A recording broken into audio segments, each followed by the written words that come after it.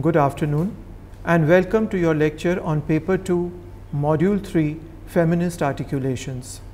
I am Professor Sarvajit Mukherjee from the Department of English, University of Allahabad. Writing by women must be regarded as a major development in women's empowerment. Given the fact that, let alone education, the acquisition of basic literacy has been a hard-won achievement even for men, the odds against women getting educated enough to express themselves have been great. It is interesting to speculate who the first women must have been who took the trouble to get educated, but no doubt this must have been a major step of subversion. There are enough examples from India to show how great the struggle for education was for women. Hymns composed by women in the Vedas and the writings of Buddhist nuns notwithstanding. However, the dawn of feminist consciousness in the West was the result of writing by educated and informed women, as is well documented. Mary Wollstonecraft, dates 1759 to 1797, is regarded as the most important foremother of Western feminism. Wollstonecraft focused on women's education. She justified the education of women that it would help women fulfill their social roles as wife and mother. Wollstonecraft's A Vindication of the Rights of Women is considered to be the first text of Western feminism. The French Revolution had thrown up the idea of the rights of man. As feminists have pointed out, the word man presumes the automatic inclusion of women. That this is not so was first suggested by Wollstonecraft's title. Motivated by Enlightenment values, Wollstonecraft advocated that rationality and reason be given precedence over sensibility and emotions in women. According to Wollstonecraft, this would be possible only if women were educated. She insisted that a woman must be educated so as to be able to perform her social duty as wife and mother efficiently. Women were the first teachers of their children and therefore needed to be educated.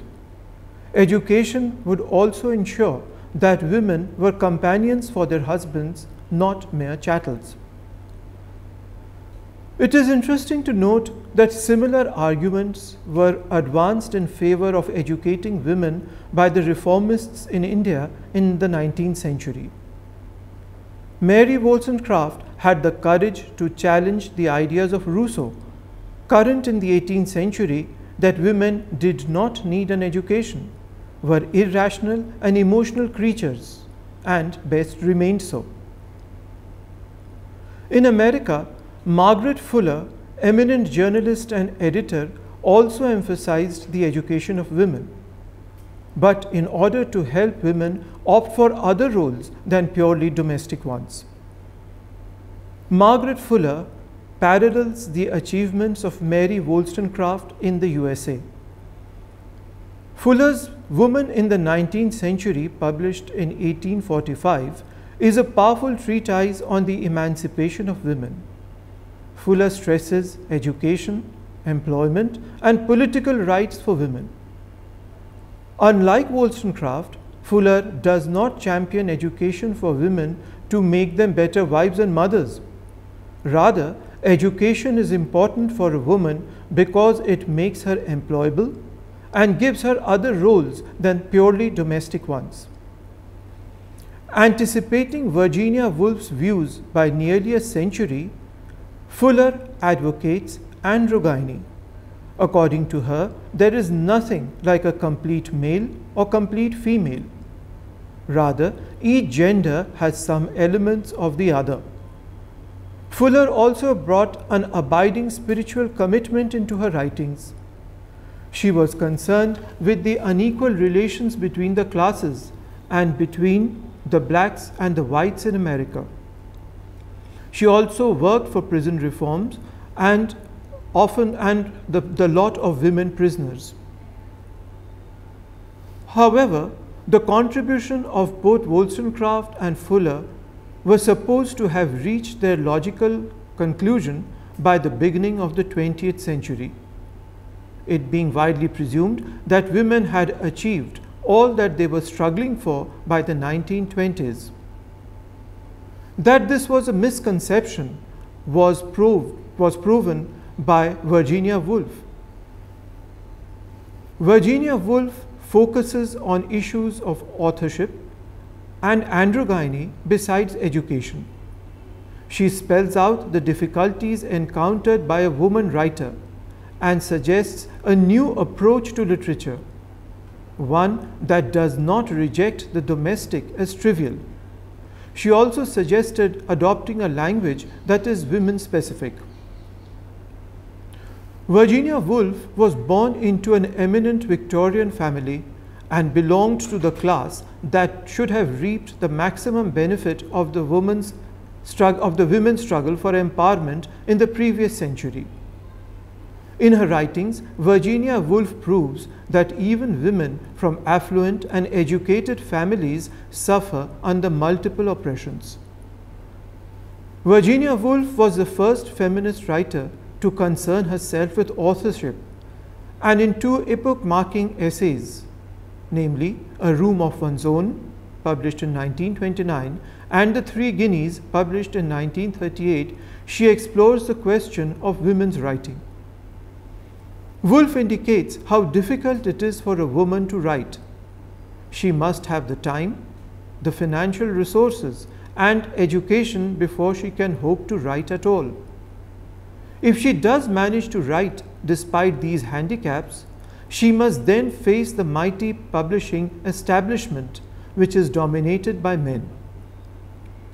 Even when a woman writer is popular and has a wide readership, her writing is dismissed by editors, publishers, and critics as trivial and unimportant.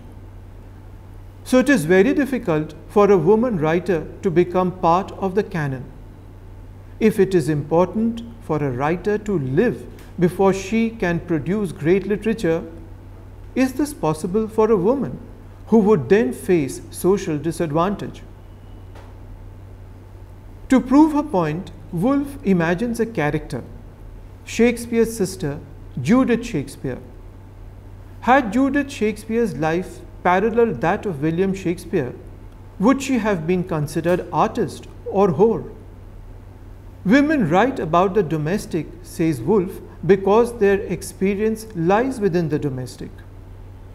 What is required is a total change in attitude, a change which privileges the everyday and the domestic over the grandiloquent and the exaggerated. Woolf dismisses the idea of male and female writing. She talks about the androgynous mind. The creative mind is neither male nor female, but a combination of the two. Woolf's engagement with authorship puts her in a class of her own, which beyond the other feminist thinkers of her age. While sundry other theories deal with the problem of representation in literature with lofty disdain, claiming it is all lies, feminism has largely adhered to the position that the representation of women in literature reflects the actual condition of women. Literature both duplicates and parallels the lived material conditions of women. What is more, literature often provides the norm by which to judge the ideal of femininity or masculinity. Our ideas of what a woman or man should be or is like, among other things, is dictated to us by what we read. Feminists accept the conventions of literary realism and view literary representations of women's experience against which to measure the actual reality. One of the first projects of feminism then was to uncover how women are depicted in the literature written by men, androtexts. Many studies were dedicated to the images of women research, it was found that most of these images were reductive and revolved round the whore-Madonna complex. Women were either seductresses or mother figures in these works, and women characters appeared only in those roles in which they appear in the life of a man. Besides, the double standard was shamelessly peddled. What was right and acceptable for a man was definitely a no-no for a woman. This approach, termed phallocentric criticism, was initiated by Simone de Beauvoir. In her book, The Second Sex, even though Mary Wollstonecraft had discussed writers like Milton, Pope, and Rousseau in her book, Beauvoir argued that all literature reflects the social ideas about the roles of men and women. Beauvoir's major contribution to feminist thought is that she posited that a woman is constructed along the lines of what society considers to be appropriate feminine characteristics. In this process of socialization, the representation of women in literature is a major contributor, since it provides role models. Simone de Beauvoir unpacks the ideology of literature. She shows how cultures construct the woman as the other. The idea of gender as construct emerges from this point in feminism. The next major theorist is Kate Millet, dates 1934 to 2017. Millet's Sexual Politics, published in 1969, explored the field further. Millet's premise was that patriarchal society works to preserve male supremacy in a number of ways. Society and culture function to encourage women to internalize ideas of their own inferiority. Literature is deeply complicit in imposing this. Millet examined the work of celebrated English novelist D.H. Lawrence and showed how it is a sustained panegyric to male sexuality. Millet did not suggest that male writers were deliberately denigrating female characters. Rather, unconsciously accepted attitudes found unwitting expression in their writing. Feminist writers also pointed out the frequency with which women characters associated with sexuality or lust were punished in the writings of male authors. Germaine Greer's text, The Female Eunuch, published 1970, follows this approach. This classic text of second-wave feminism effectively challenges the practice of the canon. As stated earlier, the writing of women was mostly condemned as trivial and then marginalized. The canon of literature is and was dominated by male writing. If women authors were not to be read, no challenge to the traditional practice of reading like a man could ever emerge. Elaine Showalter, the founder of Gynocritics, established women's writing as a separate category with its own themes, motifs, and language. Elaine Showalter is perhaps the most important critic who established women's writing as a serious literary endeavor. Her book, A Literature of Their Own, published in 1977, not only reassessed canonical women writers, but also seriously studied writers hitherto unknown. To Showalter goes the credit of dividing women's writing into three distinct phases, namely the female, the feminist, and the feminine, to make sense of the newly recovered women's writing. During the feminine stage, women writers emulated male writers. In the feminist stage, they were fiercely radical, while in the female stage, the woman writer tries to reclaim the entire culture of women. This division makes coherent the vast body of women's writing. Showalter coined the term gynocriticism and suggested that women not only wrote differently but should be read differently. Women's writings, wrote Showalter, had its own characteristics, pattern, and identity. Judith Fetterley is an important theorist in the matter of women's writing. Novels written by men required the reader, whatever his or her sex, to read like a man. That is, identify with the author's masculine point of view. This was then grandly declared to be the universality of literature. Judith Fetterley therefore suggests becoming a resisting reader, that is, one who resists the imposition of the male point of view in their reading. The next wave of criticism was images of women criticism. This rereads literature written by men and discovers reductive stereotypes. Androtexts, or texts written by men, were analyzed by Kate Millet, who formulated the idea that women are present in androtexts in only those relationships in which they impinge on the life of a man.